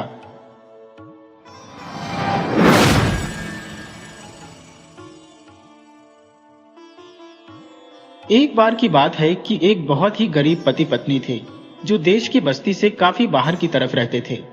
उनके एक बच्चा हुआ, पर वहां आसपास में कोई ऐसा आदमी नहीं रहता था जो उस बच्चे के बैप्टाइजेशन के समय उसका गॉडफादर बन सकता। वे लोग शहर भी गए, पर वहां भी वे किसी को नहीं जानते थे और बिना गॉडफादर के वे अपने बच्चे को बैप्टाइज भी नहीं करा सकते थे। वे शहर से नाउम्मीद होकर लौटने ही वाले थे कि उन्होंने चर्च के दरवाजे पर एक आदमी बैठा देखा जिसने एक काला शाल ओढ़ रखा था। उन्होंने उससे भी पूछा, जनाब, क्या आप मेरे इस बेटे के गॉडफादर बनेंगे? वह आदमी राजी हो गया और इस तरह उनके बच्चे का बैप्टाइजेशन हो गया। बैप्टाइजेशन कराकर जब वे चर्च से बाहर निकले तो उस अजनबी ने कहा, मुझे अब अपने गॉडसन को कोई भेंट भी तो देनी चाहिए ना, तो लो, ये बटुआ लो। इस बटुए के पैसे को तुम इसका पालन पोषण करने में और इसको पढ़ाने लिखाने में खर्च करना। और जब यह पढ़ना सीख जाए तो इसको यह चिट्ठी दे देना। बच्चे के माता पिता बच्चे के गॉडफादर की यह भेंट देखकर बड़े आश्चर्यचकित हुए। इससे पहले कि वे उसको धन्यवाद देते या उसका नाम पूछते, वह आदमी तो वहां से गायब ही हो गया। उसके जाने के बाद उन्होंने वह बटुआ खोलकर देखा तो वह तो सोने के क्राउन से भरा हुआ था। उनको उस पैसे को उस बच्चे की पढ़ाई लिखाई पर खर्च करना था। जब उसने पढ़ना लिखना सीख लिया तो उसके पिता ने उसे उसके गॉडफादर की दी हुई चिट्ठी दे दी। उस चिट्ठी में लिखा था, प्रिय गॉडसन, मैं अपने देश से निकाले जाने के बाद अपनी राजगद्दी फिर से वापस लेने जा रहा हूं। मुझे एक ऐसे आदमी की जरूरत है जो मेरे बाद मेरा राज्य संभाल सके। जब तुम यह चिट्ठी पढ़ लो तो तुम अपने गॉडफादर के पास आ जाना। इंग्लैंड का राजा। बाद में जब तुम मेरे पास आ रहे हो तो रास्ते में एक भेंगे आदमी से बचना, एक लंगड़े आदमी से बचना और किसी भी बाल और खाल के रोगी से बचना। उस नौजवान ने अपने माता पिता से कहा, पिताजी, मैं चलता हूं, अब मुझे अपने गॉडफादर के पास जाना है। उन्होंने मुझे बुलाया है। कुछ दिनों तक चलने के बाद उसको एक यात्री मिला तो उस यात्री ने उस नौजवान से पूछा, ओ छोटे, तुम कहां जा रहे हो? इंग्लैंड। अच्छा, मैं भी वहीं जा रहा हूं, तो चलो हम लोग साथ साथ ही चलते हैं। तभी उस नौजवान ने उस यात्री की आंखें देखी तो उसने देखा कि उसकी एक आंख पूर्व की तरफ देख रही थी और दूसरी आंख पश्चिम की तरफ। उसको लगा कि यह वही भेंगा आदमी था जिसके बारे में राजा ने उसको रास्ते में सावधान रहने के लिए कहा था। इसलिए उसे इस आदमी के साथ नहीं रहना चाहिए। रुकने की पहली जगह आते ही उसने बहाना बनाकर दूसरी सड़क ले ली। कुछ और आगे जाने पर उसे एक और यात्री मिला। वह एक पत्थर पर बैठा था। इस यात्री ने भी इस नौजवान से पूछा, क्या तुम इंग्लैंड जा रहे हो? अगर ऐसा है तो हम लोग साथ साथ चलते हैं, क्योंकि मैं भी उधर ही जा रहा हूं। इतना कहकर वह अपने पत्थर से उठा और एक छड़ी के सहारे लंगड़ाकर चलने लगा। नौजवान ने सोचा, अरे यह तो लंगड़ा है, मुझे इसका भी साथ छोड़ देना चाहिए। मेरे गॉडफादर ने मुझे ऐसे आदमी से भी बचने के लिए कहा है। सो उसने वहां से भी अपनी सड़क बदल ली और उसको वहीं छोड़कर आगे बढ़ गया। कुछ दूर चलने के बाद उसको एक और यात्री मिला। उसकी आंखें उसकी टांगों की तरह बिल्कुल ठीक थी। उसको उसके कोई सिर की खाल की बीमारी भी नजर नहीं आ रही थी। उसके सिर पर तो अच्छे घने काले बाल थे, पर क्योंकि वह अजनबी भी इंग्लैंड जा रहा था सो वे दोनों साथ साथ चल दिए। फिर भी वह उससे कुछ डरा डरा सा ही रहा। रास्ते में वे सोने के लिए एक सराय में रुके। अपने साथी से डरकर उस नौजवान ने अपना बटुआ और राजा की दी हुई चिट्ठी निकाली और संभाल कर रखने के लिए सराय के मालिक को दे दी। रात को जब सब सो रहे थे तो वह अजनबी उठा और सराय के मालिक के पास बटुआ, चिट्ठी और घोड़ा मांगने गया। सराय के मालिक ने समझा कि वे दोनों साथ साथ थे, सो उसने उसको तीनों चीजें दे दी। सुबह को जब वह नौजवान उठा तो वह वहां अकेला था। उसके पास पैसे भी नहीं थे, चिट्ठी भी नहीं थी और उसका घोड़ा भी नहीं था। वह पैदल था। पूछने पर सराय के मालिक ने सफाई दी कि तुम्हारा नौकर रात को मेरे पास आया था और वह तुम्हारा सब सामान मांगकर ले गया और चला गया। सो अब वह नौजवान पैदल ही चल दिया। कुछ दूर आगे चलकर सड़क के एक मोड़ पर एक खेत में लगे एक पेड़ से बंधा उसको अपना घोड़ा दिखाई दे गया। वह उस घोड़े को वहां से खोलने ही वाला था कि पेड़ के पीछे से उसका बारात वाला साथी निकल आया। उसके हाथ में एक पिस्तौल थी। वह बोला, अगर तुम यही इसी वक्त मरना नहीं चाहते तो तुम मेरे नौकर बन जाओ और तुम्हारी बजाय मैं इंग्लैंड के राजा के गॉडसन बनने का नाटक करूंगा। ये कहने के बाद ही उसने अपने काले बालों की विग अपने सिर से हटा दी तो उस नौजवान को उसका खुजली की बीमारी से ढका सिर दिखाई दे गया। उस नौजवान के पास उसकी बात मानने के अलावा अब और कोई चारा नहीं था, सो वह उसकी बात मानकर उसके साथ उसका नौकर बनकर चल दिया। वह आदमी घोड़े पर सवार था और वह नौजवान उसके पीछे पीछे पैदल जा रहा था। आखिर वे इंग्लैंड पहुंचे। राजा ने उस खुजली वाले आदमी का खुले दिल से स्वागत किया। उसको लगा कि वही उसका गॉडसन था, सो उसको उसने अपने गॉडसन की तरह से रखा और असली गॉडसन को घुड़साल में अपने घोड़ों की देखभाल के लिए नौकर रख लिया गया। पर उस खुजली वाले यात्री को तो उस नौकर को भगाना था। उसको यह मौका भी जल्दी ही मिल गया। एक दिन राजा ने अपने नकली गॉडसन से कहा, अगर तुम मेरी बेटी को एक जादूगर से छुड़ा दो तो मैं उसकी शादी तुमसे कर दूंगा। किसी ने उसके ऊपर जादू करके उसको एक टापू पर रखा हुआ है। इस काम में बस एक मुश्किल है कि जो कोई भी उसको आजाद कराने गया है वह फिर जिंदा वापस नहीं आया। उस खुजली वाली यात्री ने तुरंत ही जवाब दिया, आप मेरे नौकर को भेजकर देखिए, वह जरूर ही उसको आजाद करा कर ले आएगा। राजा ने तुरंत ही उसके नौकर को यानी अपने असली गॉडसन को बुलवाया और उससे पूछा, क्या तुम मेरी बेटी को उस टापू पर से जादूगर से आजाद कराकर ला सकते हो? आपकी बेटी? कहाँ है आपकी बेटी राजा साहब? राजा ने फिर कहा, वह एक टापू पर है, एक जादूगर उसको उठाकर ले गया था, पर मैं तुमको सावधान कर दूं कि अगर तुम उसके बिना यहां वापस लौट कर आए तो मैं तुम्हारा सिर धड़ से अलग कर दूंगा। ये सुनकर वह नौजवान वहां से चला गया और बंदरगाह पर आकर जहाजों को आते जाते देखता रहा। उसको यही पता नहीं था कि वह राजकुमारी के टापू पर जाए कैसे। वह यह सब सोच ही रहा था कि वह क्या करे कि एक बूढ़ा नाविक जिसकी सफेद दाढ़ी नीचे तक लटक रही थी उसके पास आकर बोला, मैं देख रहा हूं कि तुम बहुत देर से यहां बैठे बैठे आते जाते जहाजों को देख रहे हो, क्या बात है, कुछ परेशान हो? उस नौजवान ने उसको अपनी परेशानी बताई तो वह बोला, तुम राजा से 3 डेक का एक जहाज मांग लो। वह नौजवान राजा के पास गया और उससे एक 3 डेक का जहाज मांगा। राजा को यह सुनकर आश्चर्य तो हुआ कि उसने उससे 3 डेक का जहाज ही क्यों मांगा, पर फिर उसने उसे एक 3 डेक का जहाज दे दिया। जब वह नौजवान बंदरगाह पर जहाज का लंगर उठाने के लिए तैयार हो गया तो वह बूढ़ा नाविक वहां फिर से प्रकट हुआ और उससे बोला, अब तुम इस जहाज का एक डेक चीज से, दूसरा डेक डबल रोटी के चूरे से और तीसरा डेक मरे हुए जानवरों के सड़े हुए मांस से भर लो। उस नौजवान ने ऐसा ही किया। वह बूढ़ा फिर बोला, जब राजा तुमसे यह कहे कि तुम अपने लिए कोई नाविक चुन लो तो तुम उससे कहना कि तुमको केवल एक ही नाविक चाहिए और फिर तुम मुझे चुन लेना। उस नौजवान ने फिर वैसा ही किया जैसा उस बूढ़े ने उससे करने के लिए कहा था। उसने उस बूढ़े की बताई चीजों से अपना जहाज भर लिया और उस बूढ़े को अपना नाविक चुन लिया। जब उसने बंदरगाह छोड़ा तो सारा शहर उसको विदा करने के लिए किनारे पर खड़ा था। वे सब इस अजीब से सामान और केवल एक नाविक के जहाज को देखने के लिए खड़े थे। वे लोग समुद्र में 3 महीने तक चलते रहे। आखिर एक रात को उन दोनों को एक लाइट हाउस दिखाई दिया। उन्होंने उस बंदरगाह पर पहुंचकर अपना लंगर डाल दिया। वहां पहुंचकर उन्होंने देखा कि वहां तो बहुत नीचे नीचे घर बने हुए हैं और बड़ा धीमा धीमा सा कुछ चल रहा था। एक बारीक सी आवाज ने पूछा, तुम्हारे जहाज पर क्या सामान है? बूढ़े नाविक ने जवाब दिया, चीज के टुकड़े। तो किनारे से लोग बोले, बहुत अच्छे, हमें इसी की तो जरूरत थी। असल में यह चूहों का टापू था, यहां सब चूहे ही चूहे रहते थे। उन्होंने कहा, हम तुम्हारा सारा सामान खरीद तो लेंगे पर हमारे पास पैसे नहीं है ताकि हम तुम्हें उसकी कीमत दे सकें। पर हां, अगर तुमको कभी भी कुछ भी चाहिए तो बस तुम एक बार कह देना, चूहो, ओ बढ़िया चूहो, आओ हमारी सहायता करो, तो हम तुम्हारी सहायता के लिए आ जाएंगे। उस नौजवान और नाविक ने उस जहाज का तख्ता गिरा दिया और चूहों ने तुरंत ही सारी चीज के टुकड़े जहाज से उतार लिए। वहां से फिर वे लोग एक दूसरे टापू की तरफ चले। इत्तेफाक से वहां पर भी वे रात को ही पहुंचे तो वहां भी उनको यह पता नहीं चला कि उस टापू पर क्या हो रहा है। यह जगह पहली जगह से भी ज्यादा खराब थी क्योंकि यहाँ न तो कोई घर था और न ही कोई पेड़। अंधेरे में से एक आवाज आई, तुम क्या सामान लाए हो? अब नाविक ने जवाब दिया, हमारे पास डबल रोटी का चूरा है। बहुत बढ़िया, बहुत बढ़िया, हमको भी यही चाहिए था। यह टापू चींटियों का था और यहाँ केवल चींटियां ही चींटियां रहती थी।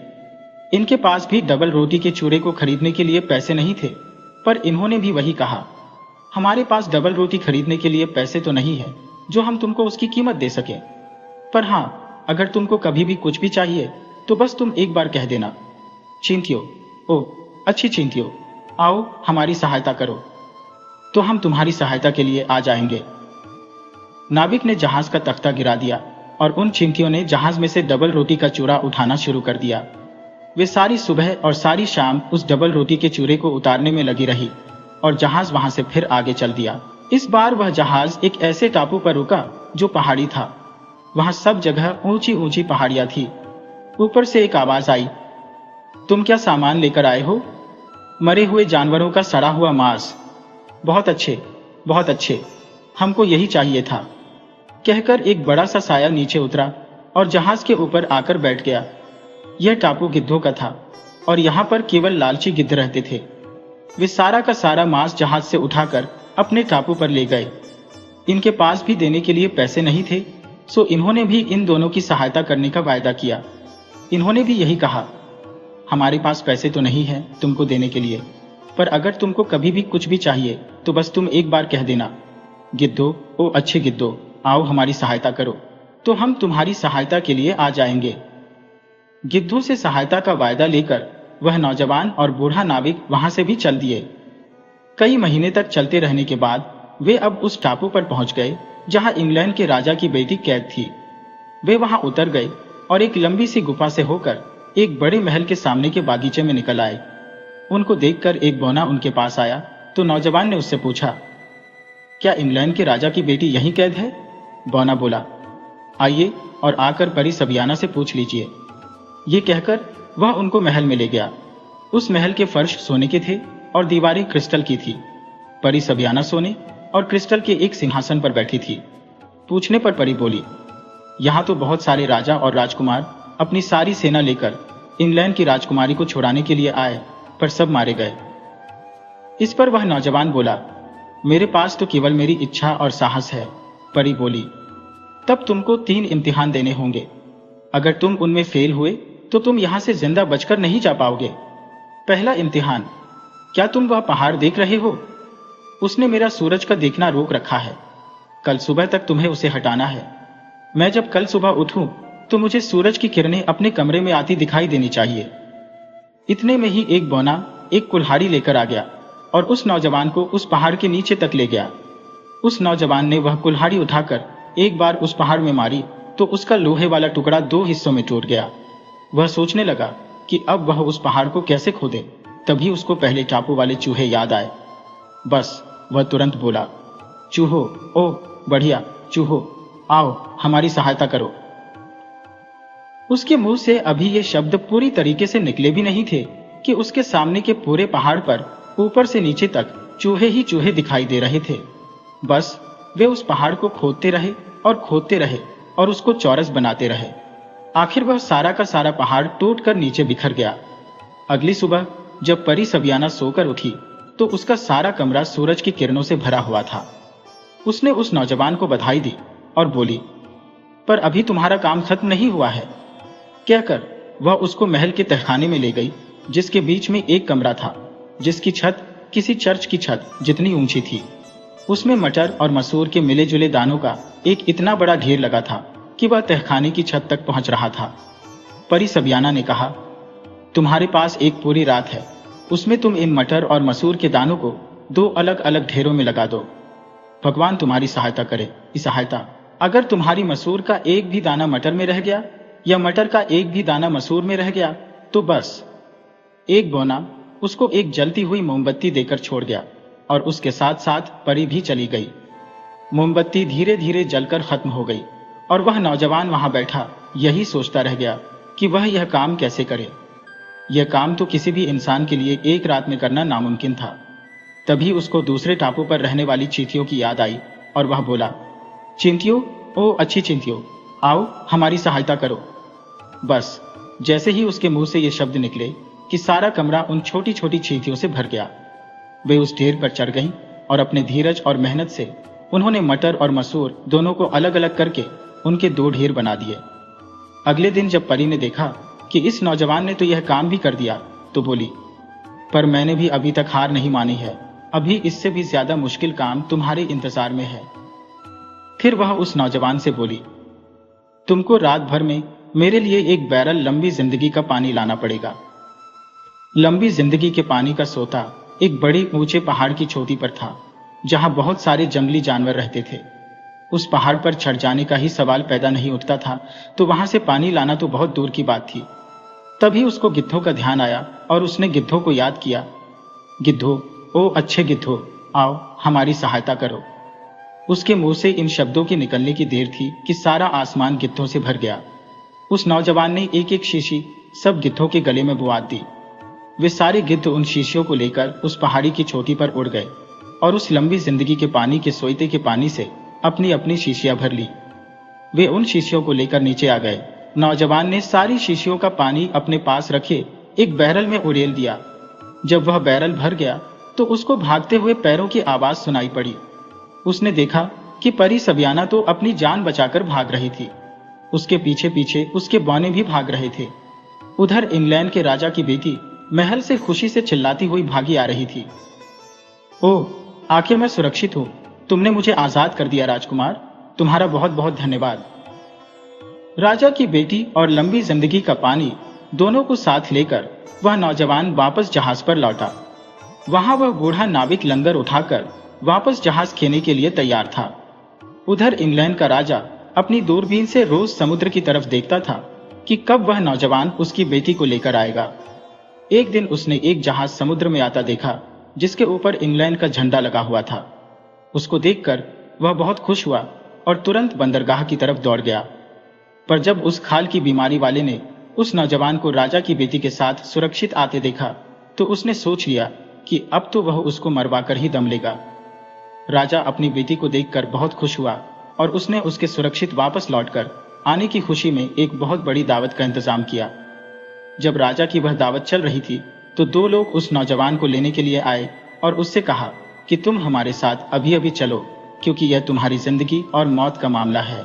वह बेचारा नौजवान उनके पीछे पीछे चल दिया। वे दोनों उसको एक जंगल में ले गए। वे दोनों आदमी उस खुजली की बीमारी वाले आदमी के किराए पर लिए गए आदमी थे। उन दोनों आदमियों ने अपने अपने चाकू निकाले और उसका गला काट दिया।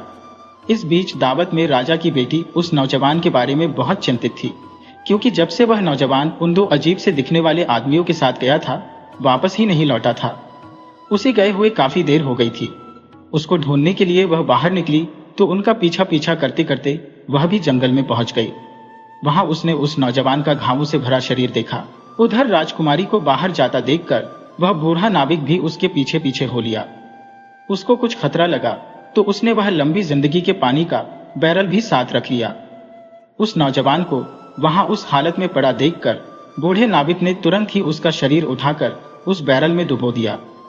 वह नौजवान तो तुरंत ही पानी में से उछलकर बाहर आ गया। वह बिल्कुल ठीक था, और ठीक ही नहीं बल्कि वह इतना सुंदर भी हो गया था कि राजकुमारी ने उसके गले में अपनी बाहें डाल दी। खुजली वाले आदमी को यह सब देखकर बहुत गुस्सा आया। उसने पूछा, इस बैरल में क्या है? बूढ़े नाविक ने कहा, उबलता हुआ तेल। बूढ़े नाविक ने एक और बैरल जिसमें तेल भरा था उस खुजली वाले आदमी को दे दिया। उस खुजली वाले आदमी ने उस तेल को उबलने के लिए उस बैरल को आग पर रखवा दिया और राजकुमारी से बोला, अगर तुम मुझे प्यार नहीं करोगी तो मैं मर जाऊंगा। कहकर उसने एक चाकू अपने आप को मार लिया और फिर उस उबलते तेल में गिर पड़ा। वह तुरंत ही मर गया। जब वह तेल में कूदा तो उसके सिर की विग निकल गई और उसका खुजली वाला सिर दिखाई दे गया। उसको देखते ही राजा चिल्लाया, अरे यह तो खुजली के सिर वाला आदमी है, मेरे दुश्मनों में से सबसे ज्यादा बेरहम दुश्मन। आखिर इसको अपने कामों का फल मिल ही गया। फिर वह उस नौजवान से बोला, इसका मतलब है कि तुम मेरे असली गॉडसन हो? वह नहीं, अब तुम ही मेरी बेटी से शादी करोगे और मेरे बाद इस देश के राजा बनोगे।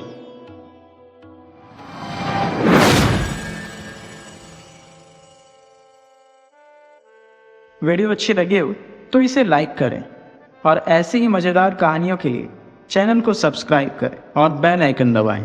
ज़्यादा से ज़्यादा अपने दोस्तों को शेयर करें। धन्यवाद।